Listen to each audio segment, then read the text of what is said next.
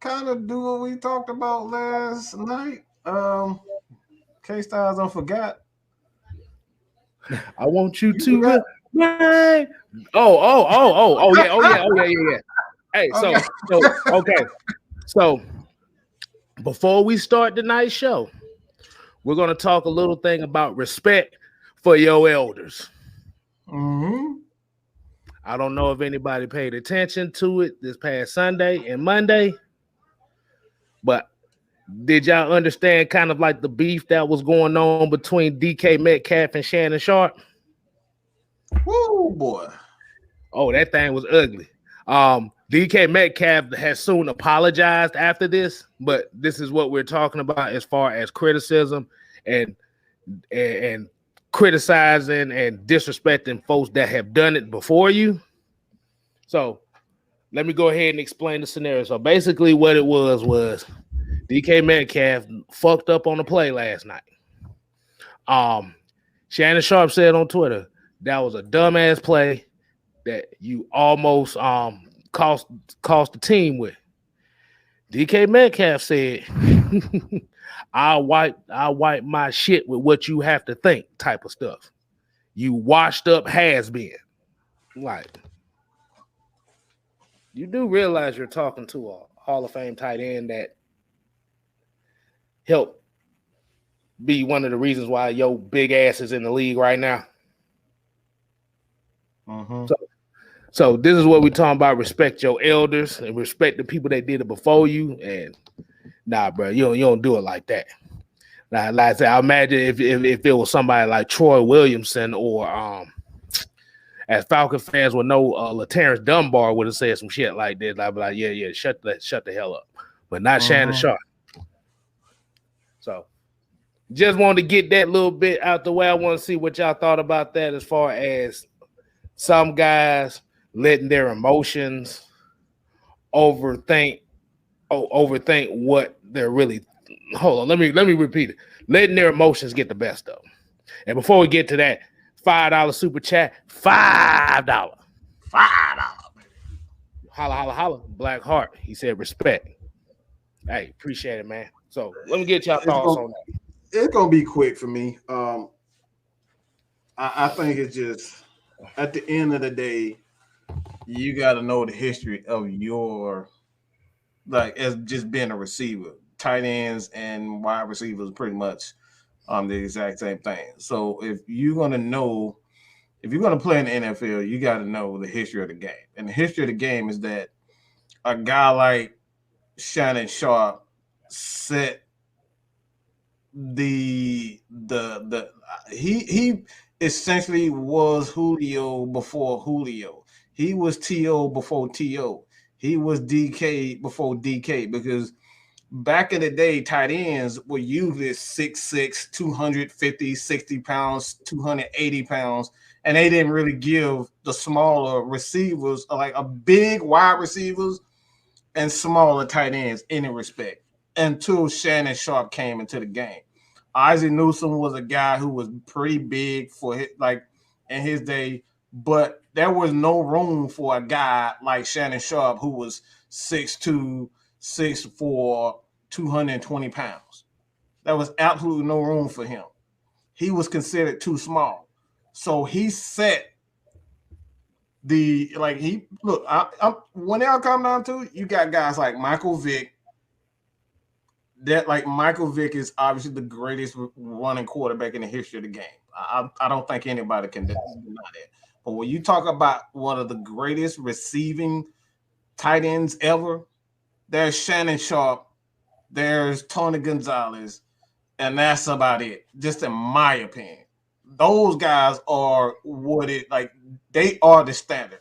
So you got to look back and you got to know your history. And obviously, he doesn't know his history because you would never, anybody would never go at Shannon Sharp in any type of way if you actually knew your history. And that's why I feel like a lot of young players, high school, college, NFL, they do not respect they elders, man, and that's what it's all about. I'm like embarrassed for a guy like him to even go at Shannon Sharpe and try to call Shannon Sharpe a has been. Like, how do you not know who Shannon Sharpe is? Don't even approach him like that. That's like trying to tell, Ray Lewis that he's a has been. Like, he's Ray Lewis. What do you mean, bro? What you got on that, Jude? What you got on that? I'll say this. I think he was just in his feelings. And I don't know if you guys remember Herm Edwards. He used to always say, don't press in. Don't press in. Like, when you get on social media, just think about it before you press send or whatever message you're typing in. I think it was just he was upset about the game, him fumbling the football in a crunch moment, in a clutch moment.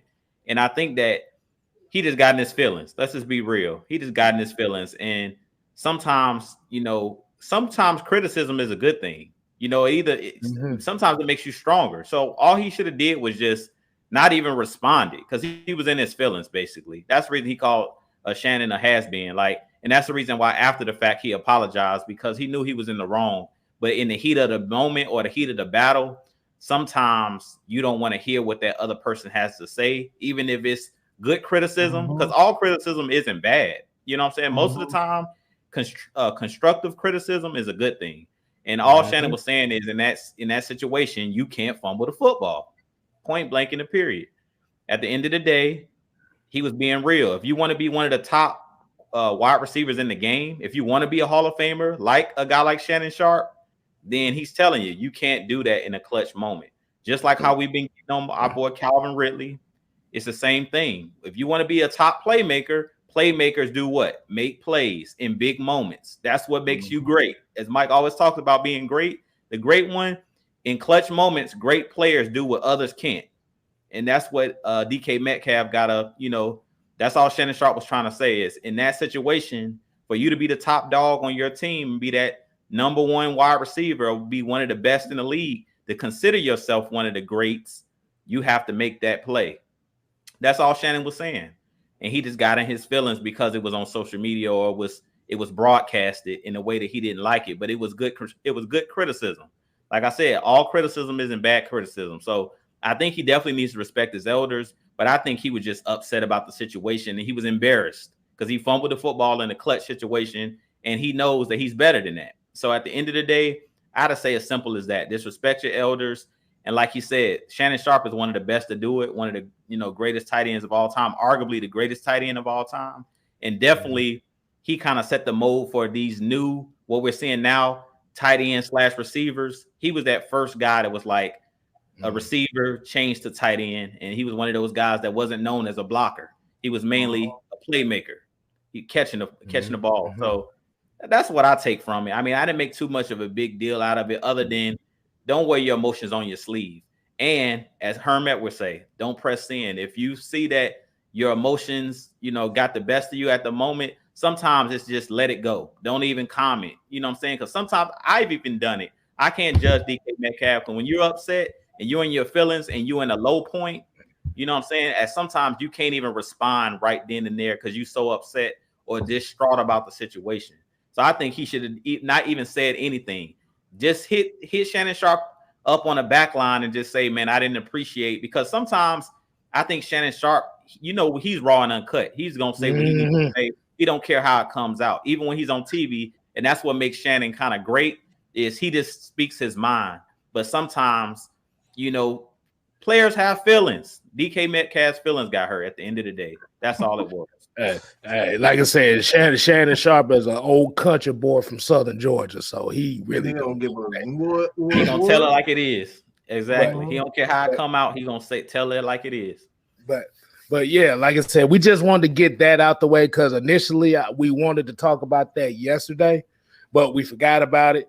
But we just wanted to hit that right quick. And we're gonna get to what we really want to talk about, but let's hit a couple of these comments because Tony right here said that was a dumb play by Metcalf after making the catch at that moment in that situation.